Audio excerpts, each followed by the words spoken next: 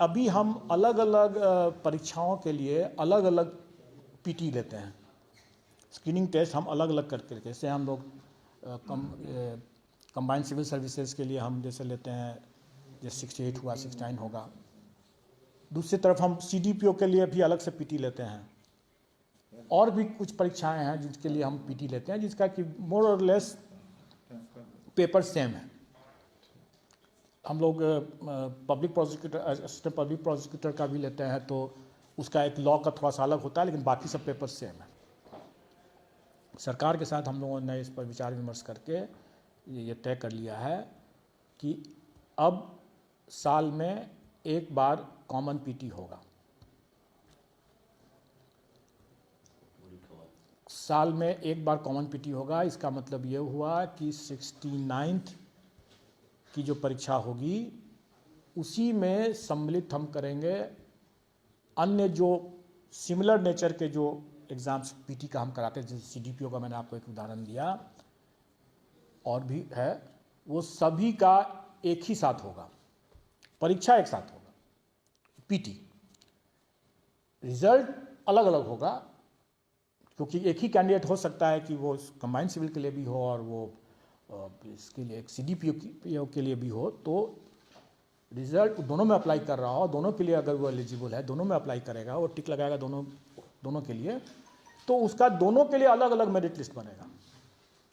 क्योंकि दोनों परीक्षा हम एक साथ ले रहे हैं, लेकिन बाकी चीज़ उसका सेपरेट है, तो इसीलिए वो एक ही परीक्षा देगा। उसका एक तरह समझें कि आप उसका एक स्कोर हो जाएगा, और उसके बाद वो वैकेंसी के हिसाब से चूँकि अलग है उसका मामला CDPO का, तो उसका उसी स्कोर से CDPO का भी उसका मेरिट लिस्ट निकल आएगा। तो मेरिट लिस्ट अलग अलग होगा, जैसे अभी भी होता है। परीक्षा कॉमन होगा। CDPO के अतिरिक्त कौन-कौन ऐसा होगा? और भी 4-5 हैं, मैं बता दूंगा, उसका आप लोगों को निकल जाएगा नोटिफिकेशन उसका। जैसे APP का, उसके लिए लॉ के लिए तो वो हम लोग एक दूसरे दिन उसका पेपर, लॉ का एक अतिरिक्त पेपर कर लेंगे, लेकिन जो कॉमन पेपर्स है ना वो एक साथ होगा। और कॉमन पेपर एक साथ होगा, लेकिन उसका रिजल्ट अलग अलग होगा। 69 कंबाइंड सिविल सर्विस का जैसे निकलता है वैसे निकलेगा, CDPO का जैसे निकलता है वैसे निकलेगा, परीक्षा एक हो। 69th PT के बारे में बताने के पहले हम 68th मेंस का हम कुछ जानकारी आप लोगों को देना चाहते हैं। 68th मेंस का की परीक्षा हमारे कैलेंडर के हिसाब से 12 मई को निर्धारित है, 12 मई से। उसमें GS का पेपर्स जो रहेगा, GS1, GS2 और ऐसे ये मेरे मुख्य पेपर्स हुए, और क्वालिफाइंग नेचर के हैं, वो हिंदी है और ऑप्शनल पेपर है जो MCQ बेस्ड है। इसमें GS पेपर 1 और पेपर 2 जो रहेगा, ये क्वेश्चंस को हम रीअरेंज करेंगे। सिलेबस सब वही है, क्वेश्चंस की संख्या भी करने की उतना ही रहेगी जितना पहले, लेकिन अभी आपने देखा होगा 67th मेंस के ऑप्शनल पेपर में हमने क्वेश्चन को रीअरेंज किया था, एक फॉर्मेट नया चेंज किया था, जिसमें कि पहला क्वेश्चन हर सेक्शन का अनिवार्य किया था, दूसरा क्वेश्चन में 2 विकल्प था, दोनों में से एक को करना था, फिर तीसरा क्वेश्चन में दोनों में से एक करना। एग्जैक्टली वही पैटर्न हम GS1 एंड GS2 में 68th मेंस में वही इसी पैटर्न पर हम क्वेश्चन रखेंगे। सिलेबस वही है, क्वेश्चंस के पैटर्न मतलब नंबरिंग सिस्टम रीअरेंजमेंट इस तरह से रहेगा। ऐसे के बारे में ज़्यादा हम लोगों ने नहीं बतलाया था, लेकिन हम अब ऐसे के बारे में बताएंगे। हमने जानबूझ करके उस समय नहीं लोगों को बताया, क्योंकि अभी पहले लोग पीटी अपने शांति से दे दें, और जब पीटी जब वो कर लेंगे उसके बाद ऐसे की बात। ऐसे जो है वो कभी भी वो GS पेपर का एक्सटेंशन नहीं होगा, मतलब कि वो GS की जांच नहीं है। GS के लिए तो GS1 और GS2 है ही, जनरल स्टडीज का पेपर है ही। ऐसे जो रहेगा वो आपका राइटिंग स्किल और एनालिटिकल स्किल्स को ही देखेगा। वो आपके GS का फिर से परीक्षा नहीं ले रहे हैं हम ऐसे अलग है, उसको GS से कोई लेना देना नहीं होगा। उसमें 3 सेक्शंस रहेंगे, 300 नंबर का है वो, इसमें 3 सेक्शन रहेंगे, 100 नंबर के 3 सेक्शंस रहेंगे। हर सेक्शन में 4-4 क्वेश्चंस रहेंगे, ये उसका फॉर्मेट रहेगा। 4 क्वेश्चंस रहेंगे हर सेक्शन में। उसमें से एक करना है तीनों में।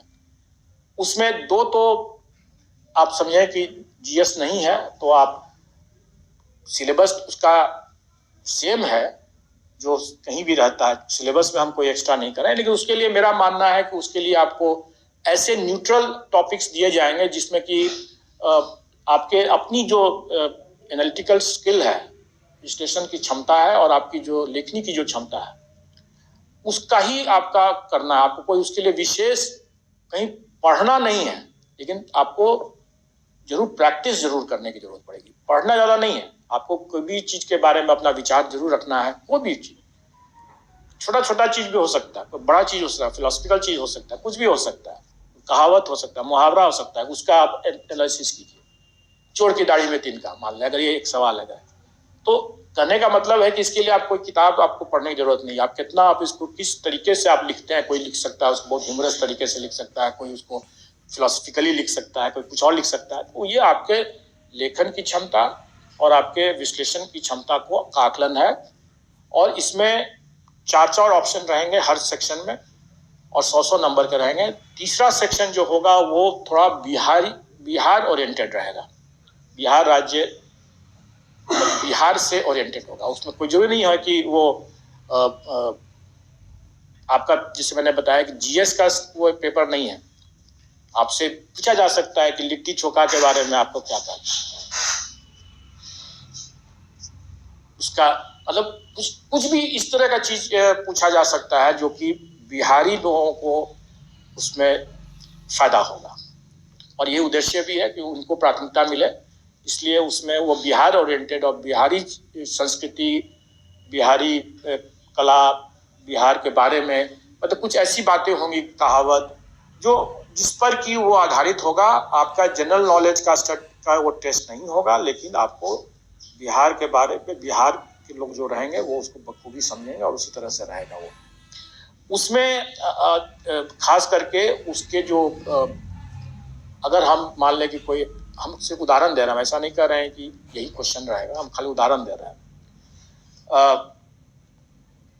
जैसे हम बिहार में जैसे कहावत है भोजगढ़ी कोहरा, ठीक है, भोजगढ़ी कोहरा।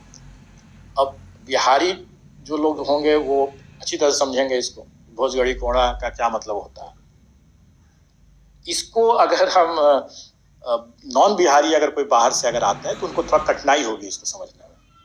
अगर हम इसको, हर मेरा क्वेश्चन जो रहता है वो बाइलिंगुअल होता है, इंग्लिश में भी होता है, हिंदी में भी होता है, लेकिन ये वाला क्वेश्चन जो रहेगा वो इंग्लिश में नहीं रहेगा, रोमन लिपि हो सकता है, मतलब कि इंग्लिश का में ट्रांसलिटरेशन हो सकता है। मतलब हम भोजगढ़ी कोहरा को हम BHOJ भोज घड़ी का GHARDI इसी तरह से लिख देंगे उसको। लेकिन हम चाहेंगे कि जो हमारे बारे में, बिहार के बारे में जो लोग ज़्यादा जानते हैं, जो समझते हैं, उनको प्राथमिकता मिले, और इसीलिए ये तीसरा क्वेश्चन इस तरह से रहेगा। तो ये हुआ हमारा इसका। ऑप्शनल में थोड़ा सा हम लोग जो MCQ है क्वालिफाइंग नेचर का है, इसमें हम लोग थोड़ा स्पेसिफाई कर देते हैं। इसका अभी हम लोगों ने देखा कि इसको हमें 3 घंटे करने की जरूरत नहीं है, चूंकि ये MCQ बेस्ड है, इसमें उन्होंने शायद 3 घंटा दिया हुआ था, इसको हम घटा करके 2 घंटा करेंगे और इसमें 100 क्वेश्चंस रहेंगे, कोई नेगेटिव मार्किंग इसमें नहीं होगा। ऑप्शनल पेपर जो 68 मेंस का रहेगा वो MCQ बेस्ड है, उसमें 2 ही घंटा हम देंगे, 3 घंटे देने की जरूरत नहीं है, और उसमें 100 क्वेश्चंस रहेंगे और उसमें कोई नेगेटिव मार्किंग नहीं रहेगा।